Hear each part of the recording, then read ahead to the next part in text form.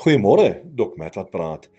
Ek lees in die woord van die Here, so duidelik daar in Korintiërs sê die woord, kyk ek deel met jou verborgenhede mee.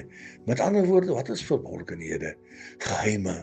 Hy deel met my geheime, goed wat ek nie geweet het nie. Nou is Jesus bereid om dit met my te deel. Is dit nie wonderlik nie? Dinge wat ons nie weet nie, dit deel hy met ons. Dinge wat nog gaan gebeur, dit deel hy met ons. Maar hoe gaan ek hierdie goeders deelagtig word?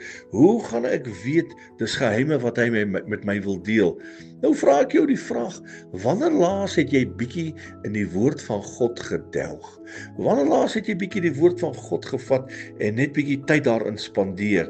Ek kan jou verseker, as jy daarin gaan tyd spandeer, gaan jy soveel geheimenisse kry, soveel verborgenhede kry, goed wat jy nooit geweet het nie. Die woord van die Here sal vir jou oopspring en oopgebreek word, en dan gaan jy sien, Jesus, ek het dit nie geweet nie, en dan praat God met jou, dan deel hy met jou al hierdie geheimenisse. Ek wil die vra, en ek wil die bemoedig, spandeer meer tyd in die teenwoordigheid van God, spandeer meer tyd in sy woord, en ek kan u verseker, verborgenhede, geheime, gaan hy met jou begin deel, en jou hele lewe kan in totaliteit verander, as hierdie geheime en hierdie verborgenhede deel van jou lewe word.